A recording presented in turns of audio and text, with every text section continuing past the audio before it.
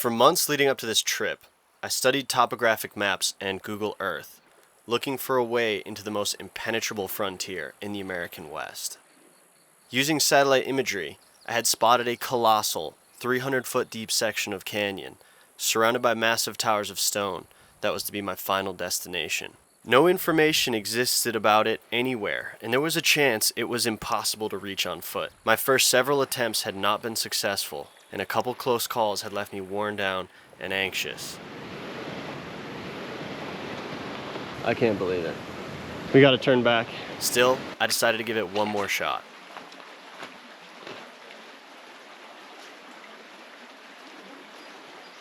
Nothing could have prepared me for how strange it would become the further in I went. But finally, I succeeded, and what I found will stay with me forever.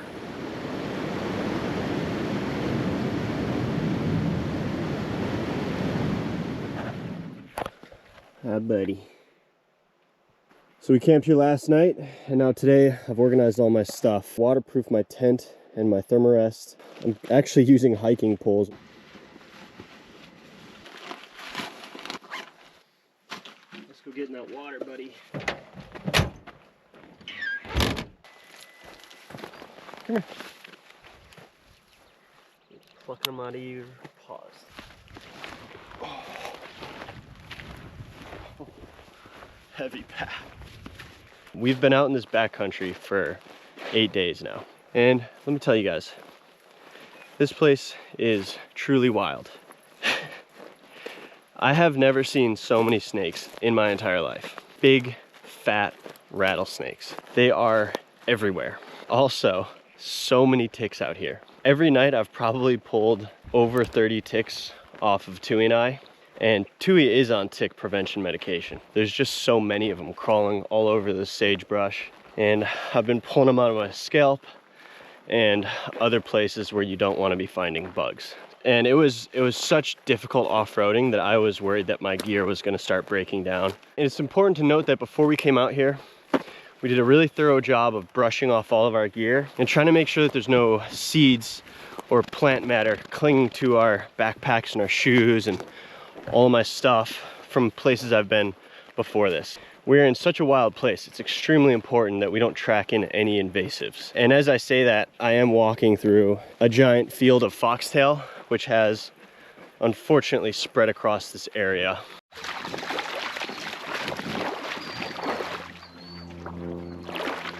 So that was snake number one.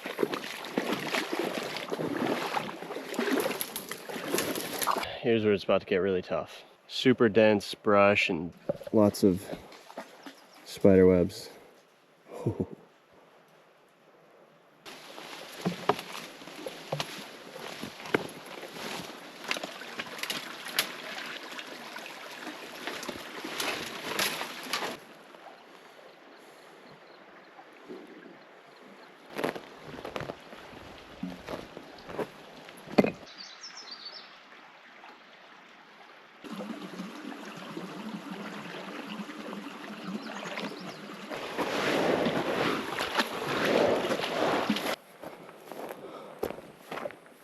Okay. Look at that pile of rocks right there.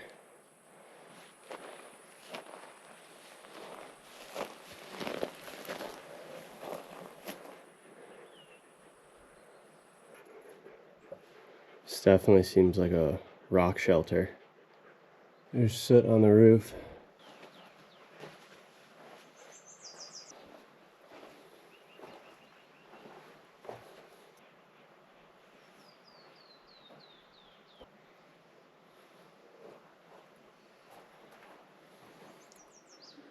Wow. Those look like little cubby holes. And that's a bone. It's been split apart, possibly to get at the marrow.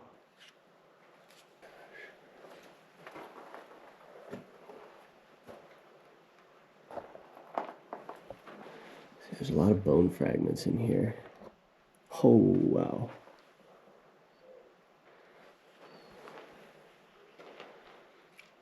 Wow.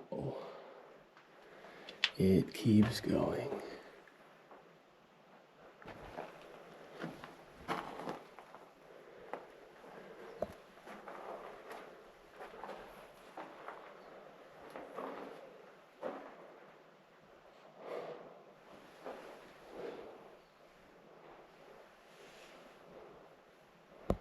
The soot is just completely darkened the ceiling.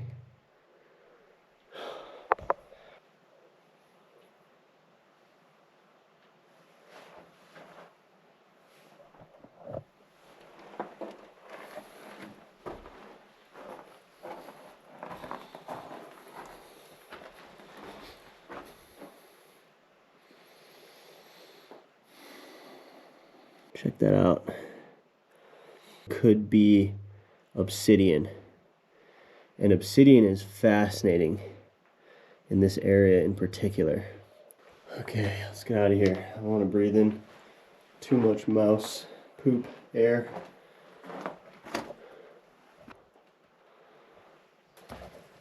Within similar caves nearby, archaeologists uncovered obsidian tools that came from quarries more than 150 miles away. Obsidian was highly prized for its ability to hold a razor-sharp edge. The finest obsidian had to be carried in from distant sources. Which means that above me are hundreds of long-forgotten hand and toe trails, leading up the sheer canyon walls, connected to a surprisingly far trade network across the rugged terrain.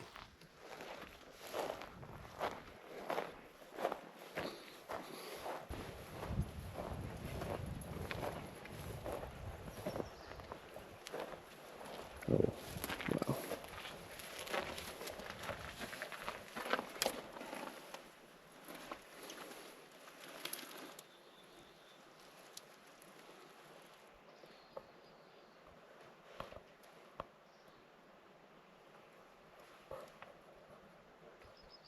Looks like a human shape, and there's animals around it. I think those are bighorn sheep, but it's pretty faded.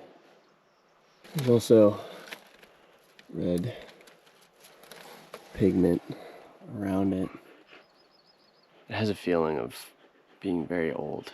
So this panel is right on the underside of this rock. And that's that rock shelter we were just at. Unfortunately, you can see the impact of cows here. They've taken this nice shady area and just trampled it and just left their droppings all over it. And also definitely gone in there too. And unfortunately probably erased a lot of human history in the process. We got a fair amount of distance to cover today, so I can't spend too much time here.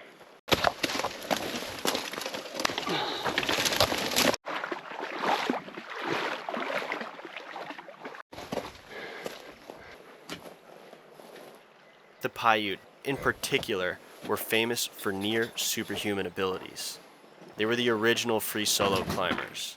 They would scale up walls to snatch out eggs from swallows' nests and hunt down bighorn sheep among these cliff sides.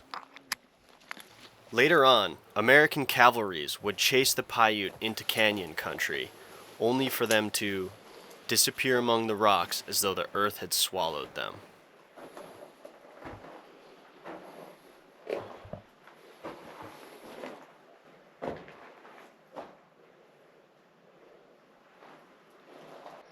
You can imagine, having a fire back there.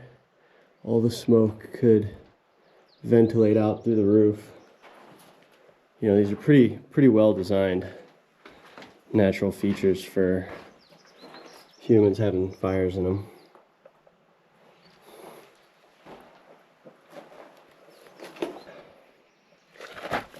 Once again, there's kind of a pile of rocks. So unfortunately, the archaeologists were pretty upset when they were doing their first surveys of this area because these rock shelters were completely sort of torn apart by the looters. So something like this makes me wonder if maybe those rocks were blocking off the entrance to the cave, and the people that looted it pushed these rocks to the side and just sort of tossed them away.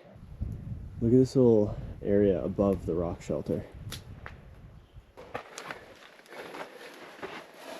Definitely looks like humans have worn down these rocks by stepping on them.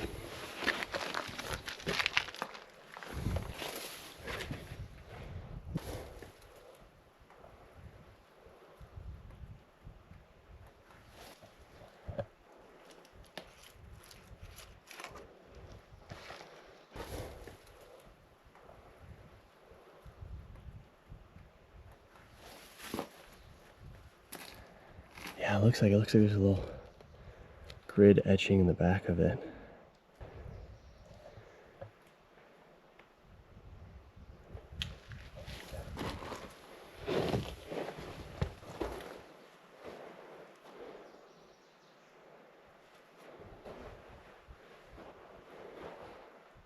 You could imagine this to be a pretty good hunting blind.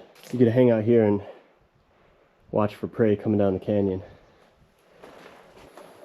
The Shoshone and the Bannock also lived in these canyons in the late spring and early summer, before heading into lower latitudes for the fall and winter, when this place becomes even more inhospitable.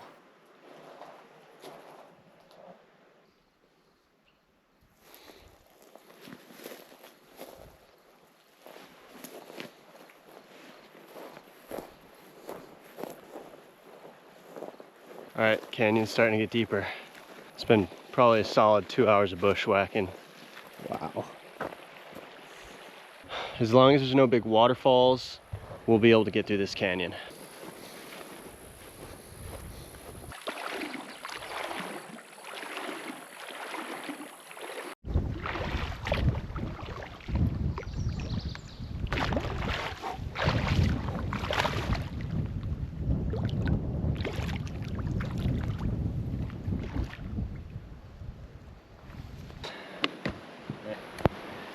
All right, this pack's about to get a lot heavier.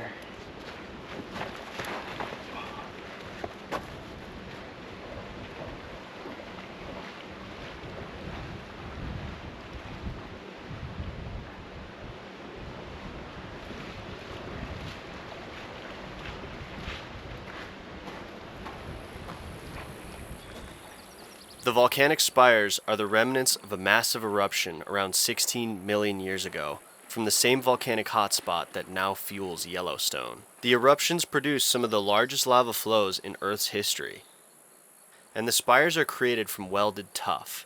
Imagine that the volcanic ash that landed after an eruption was so hot that it fused into a giant shell of concrete-like rock.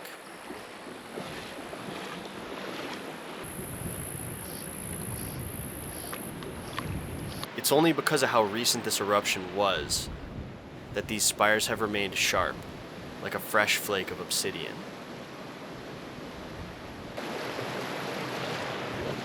It's got to be the most impressive rock dong I've ever seen.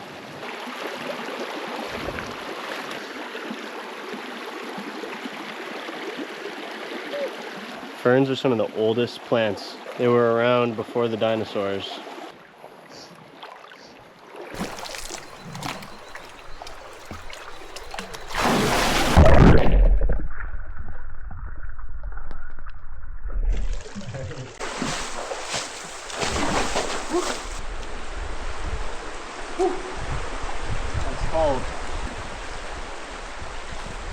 Compared with a sandstone canyon, these ones have existed for much longer. It is safe to say that these canyons have had the relative depth and appearance that they do now for over 1 million years. And for several more million, they will only continue to get deeper and more dramatic.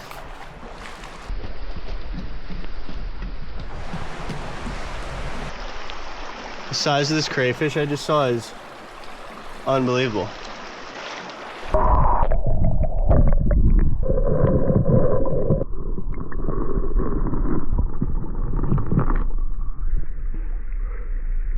Look at the size of this thing. Oh my goodness. That is the biggest crayfish I have ever seen. Back right there. That's just a great example of how healthy this ecosystem in the bottom of this canyon is.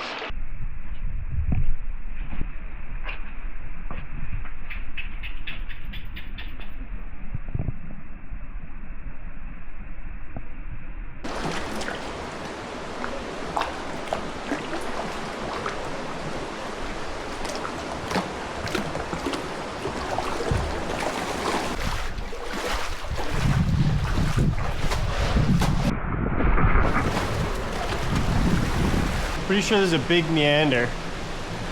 And it looks like there's a channel that way. And it sounds like there's a waterfall right there. That looks like a challenge. But it goes right here, maybe.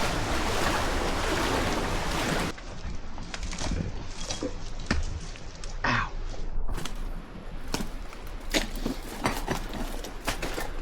I'm right here. Chill out. I'm right here. Dewey.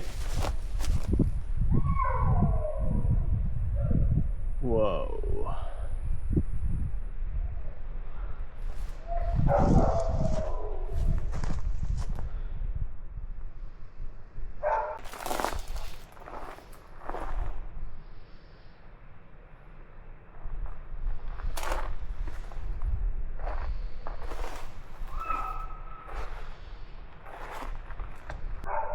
I don't know what this is, but I just got the chills. I mean, we are in a place that is visited by humans almost never.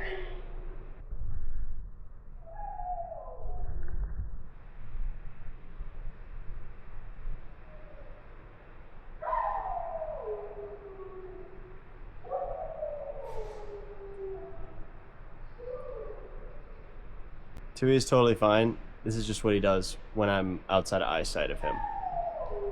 He howls all the time. So there's a bone that's been put into its sinus cavity. It's been impaled on these sticks through its eye, and its two mandibles are placed over here.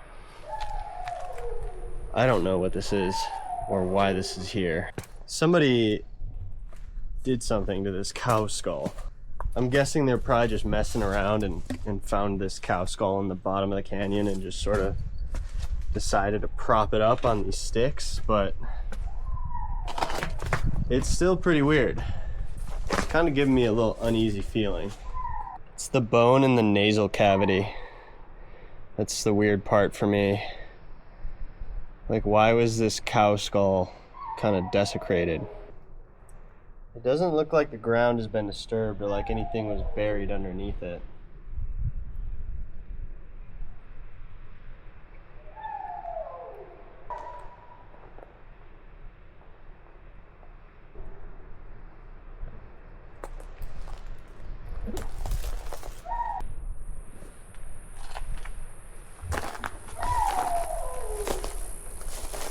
It's just so weird.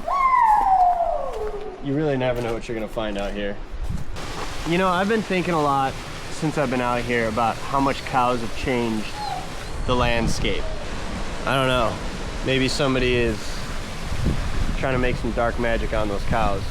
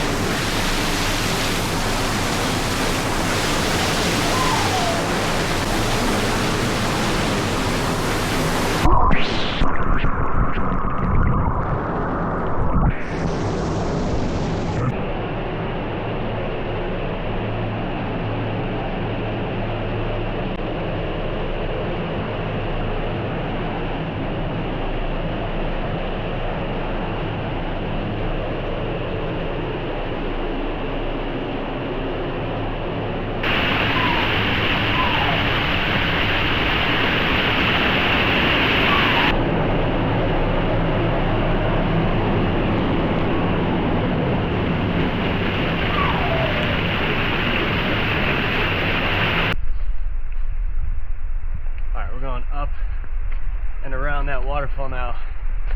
Maybe somewhere on this upper ledge we'll find a good tent site. Right at the edge of the cliff is the flattest spot I was able to find here. You don't really want to camp in those riparian habitats in the bottom of canyons and creeks, you know, it's very delicate. And also that's where a lot of snakes are.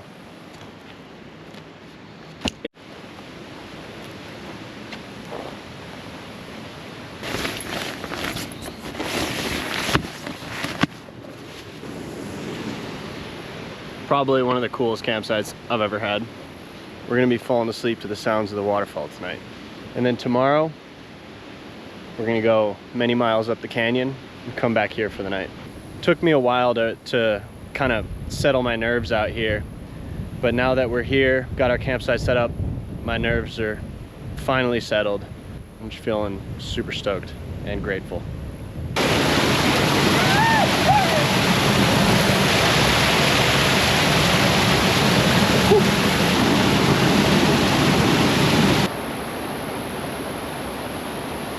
You guys want to see the damage report from the last couple days here?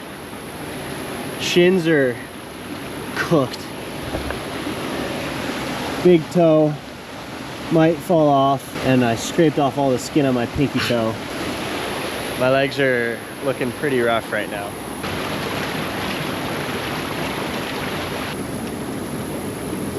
You always got to wall up your boots after a long day. I try to use every opportunity I can to do some cold water immersion after I've been hiking.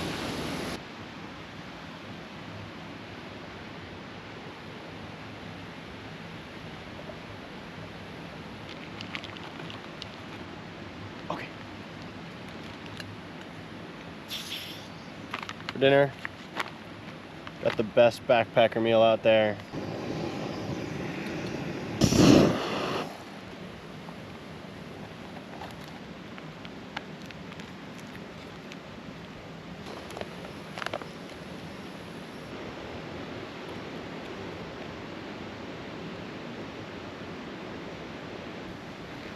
So good.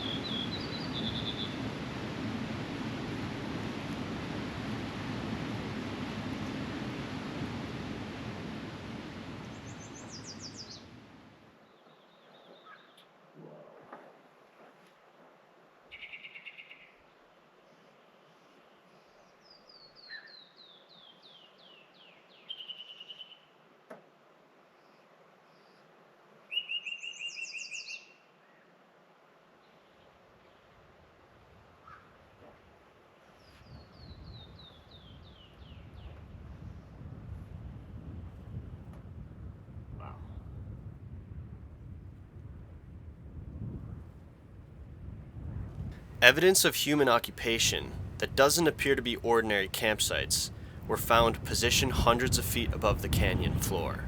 These are possible locations for vision quests. Oftentimes the most extreme locations were the best. Imagine sitting in complete silence, without food or water, on a tiny alcove high in this canyon for 4 days.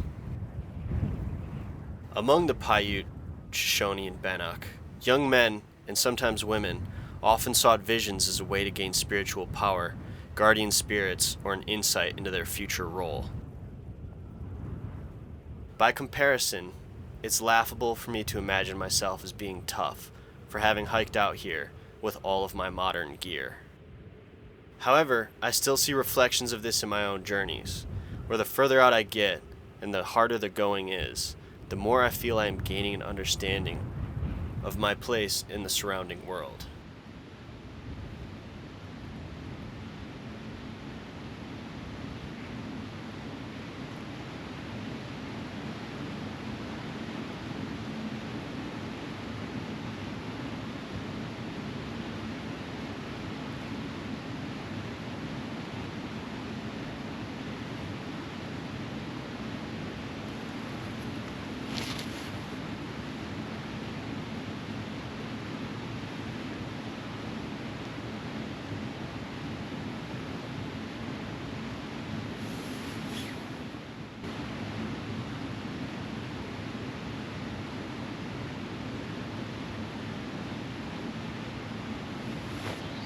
This has become our nightly routine.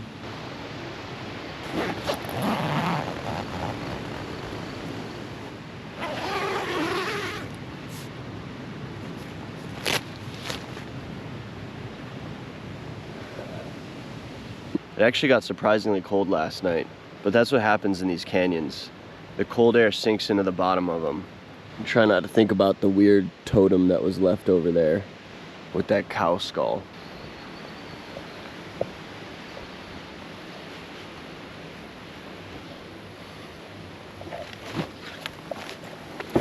All right, pack is way lighter and smaller today.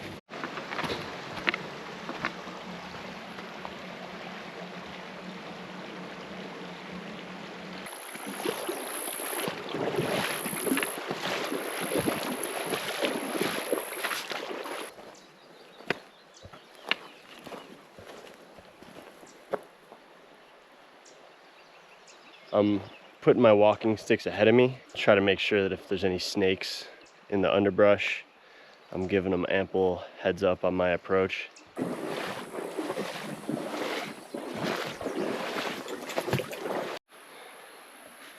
Check out these paw prints.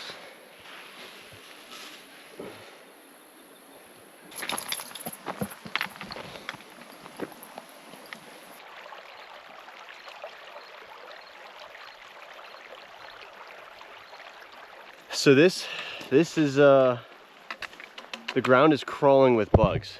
Oh my God. Look at this.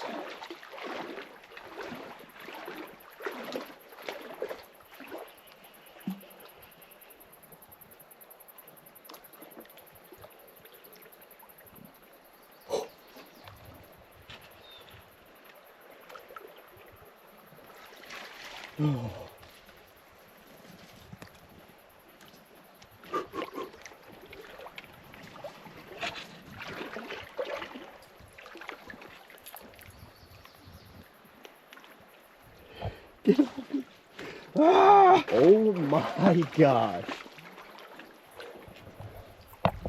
These are all Mormon crickets. And there must be some sort of population boom going on because this is unbelievable. The walls of this canyon are crawling with these the entire way up.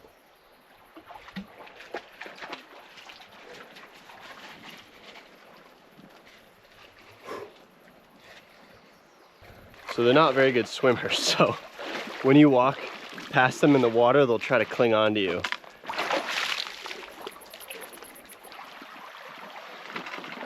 This is getting ridiculous. Dude, do not go over there, man. Get over here. Okay. Dude, don't step on him. Oh.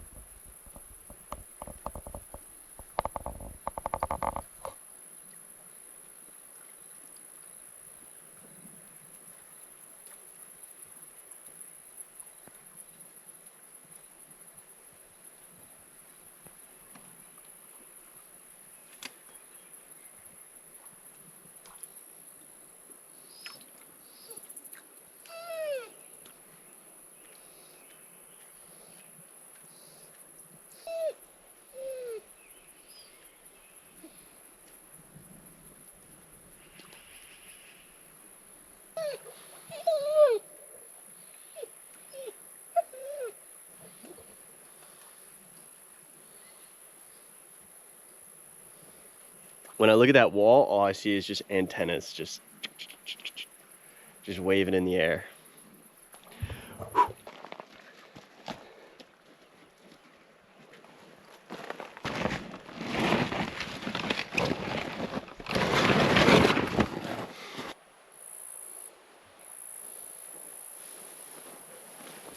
This might be stinging nettle. My hand just brushed it, and now my fingers are just tingling.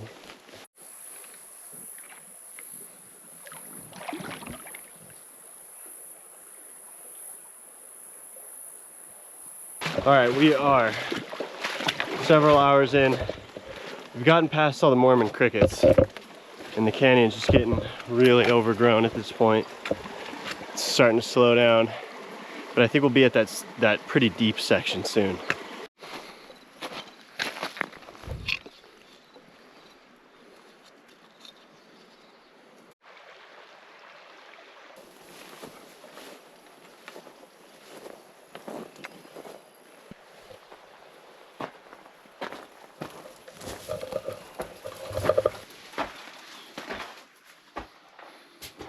Pretty cool. It's like hidden behind this layer of flower bushes.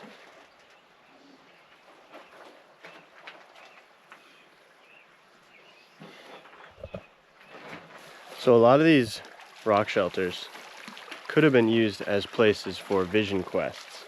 So a lot of these rock shelters, not long-term habitats, but places of deep significance.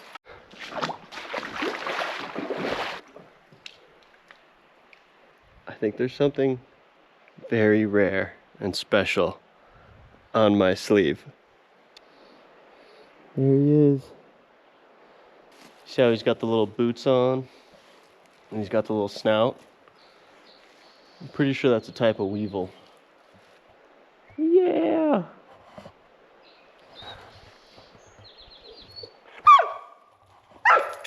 These little guys are harmless and really unique bugs. There you go, buddy. I see, dude.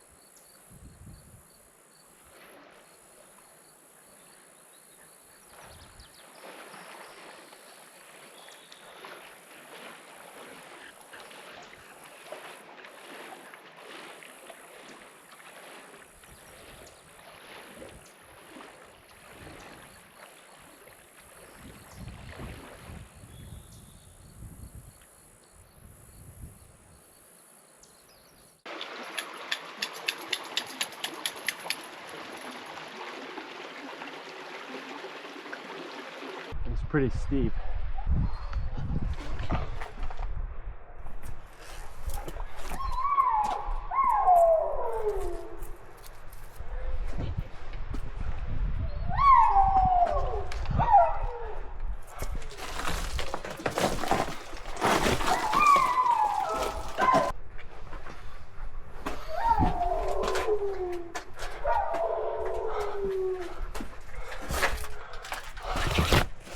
Whoa, it's a pretty big cave.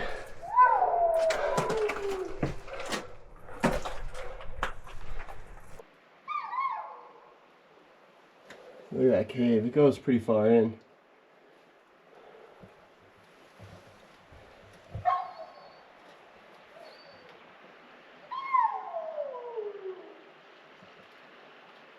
Almost certainly not worth the climb all the way up here though.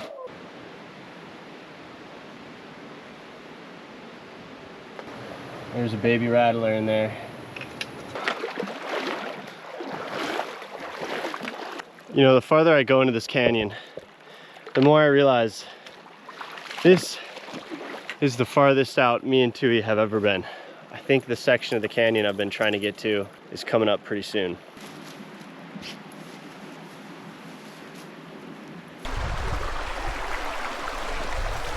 Oh my goodness.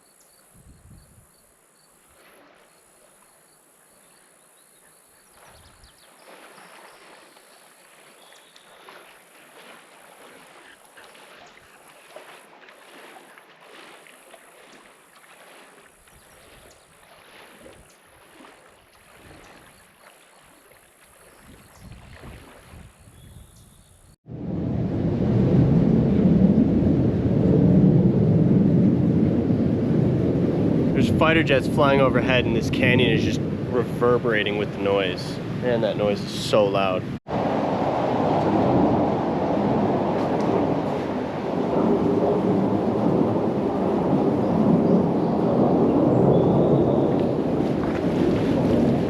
This is one of the strangest, most beautiful canyons.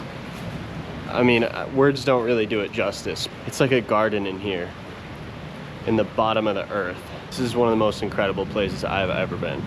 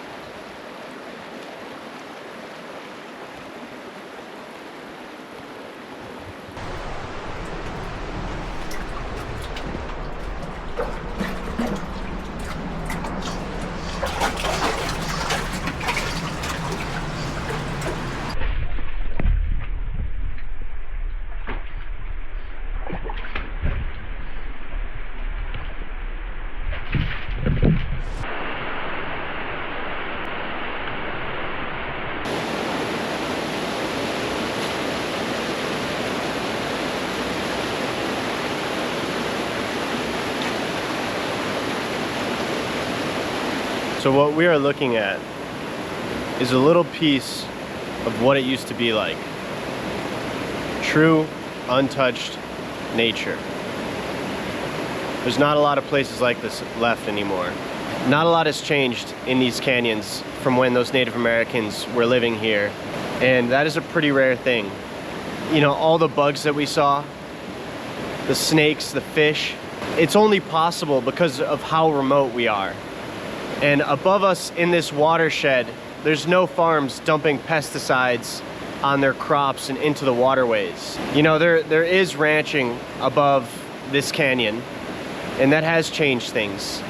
It's not perfect.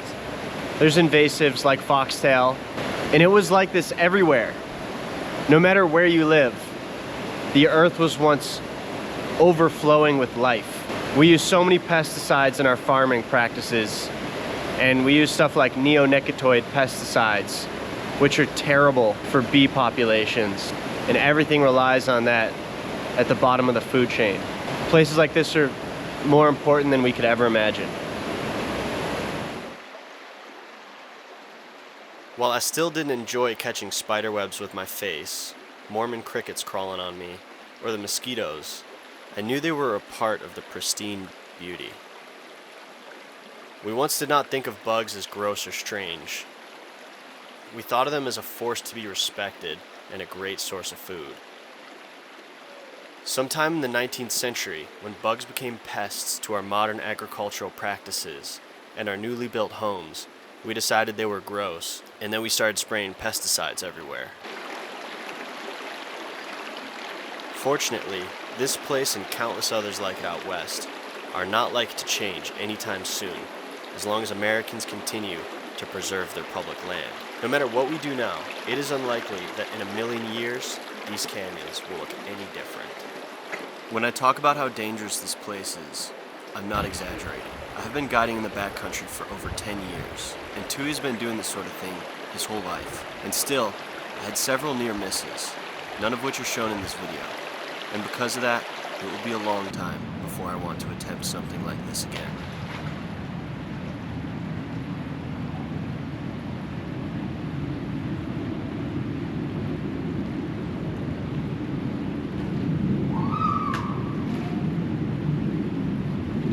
This is how it is across most of the Oahu canyons. They are a slice of untamed wilderness, and because of that, they are deadly.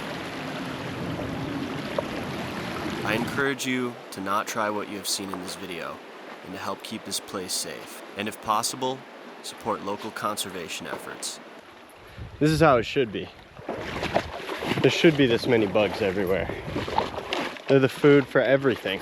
You remember when you were growing up and you would drive through the countryside and your windshield would just get covered in bugs, being splattered everywhere? That doesn't happen anymore.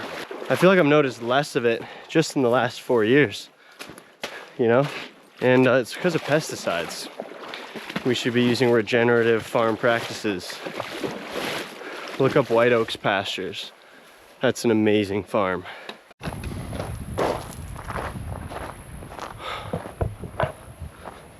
All right, we made it back to our campsite. That was pretty tough. Now I'm gonna reward myself by just hanging out tonight, not worrying about filming, and just relaxing before the big day to hike out of here tomorrow. This has been a truly incredible place. Felt like stepping back through time over the last couple days. Look at it, I got these little larvas crawling all over me after I went for that swim. I'm sure they're literally everywhere. Anyways, hope you enjoyed watching this video. If you did, let me know down below. This is Nolan Fisher, aka the POV channel, and have a good rest of your day.